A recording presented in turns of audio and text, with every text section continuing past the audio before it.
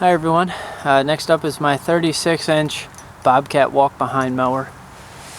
This was my first big purchase when I started cutting grass. I got this one way back in high school. That was over 10 years ago. I've had this unit.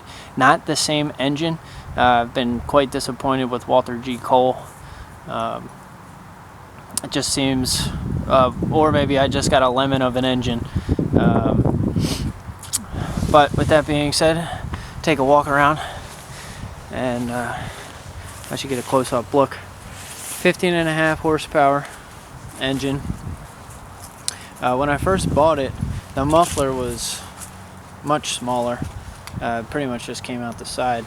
So that's something that the new engine does have. Who knows, that could be an EPA regulation now.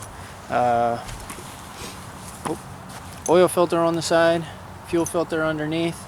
It is not hydraulically driven.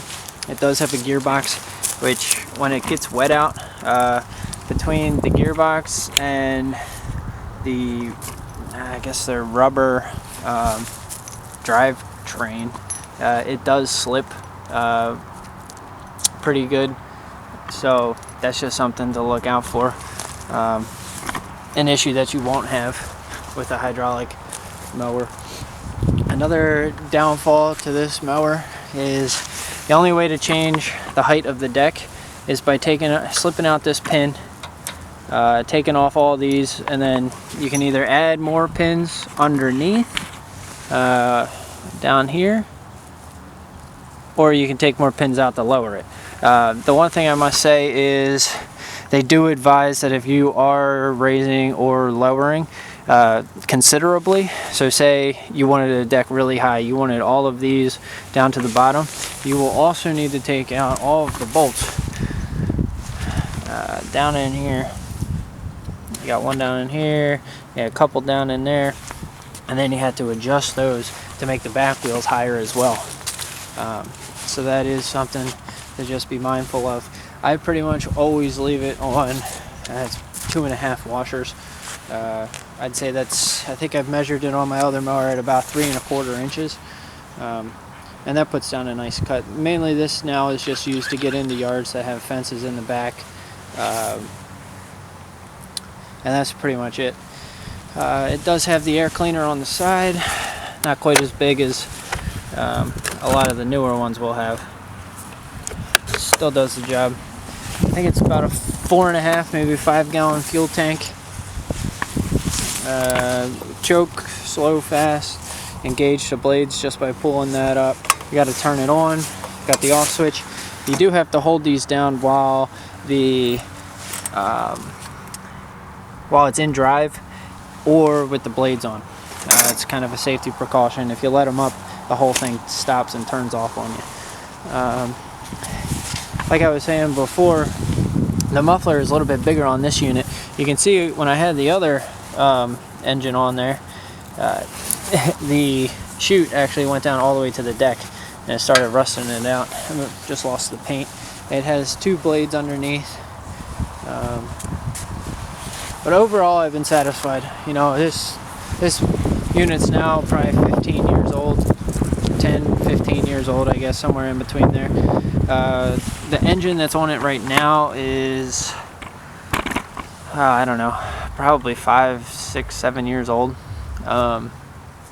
So I did wear out the first engine pretty good before it crapped out on me.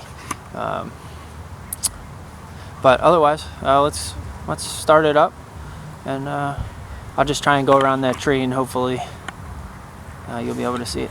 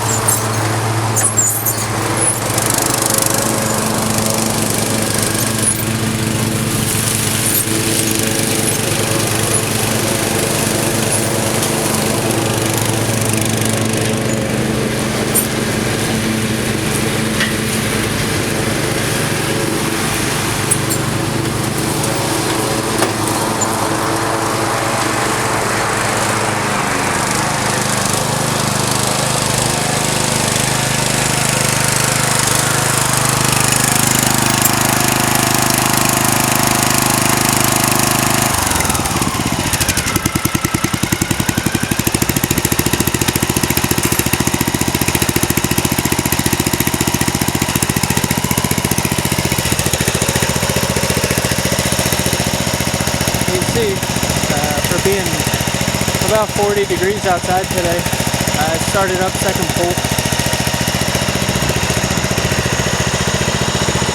The one thing I did forget to mention, for driving, if you hold down the left brake, obviously you're going to go to the left. If you hold down the right brake, obviously you're going to go to the right. One thing about this particular unit is that you have to make sure that it does stay in neutral. You can hear it start to kick off there. Just barely getting into reverse. When I first had this particular unit, that if it was just barely over, I'd pull this thing, and it would never start up for me.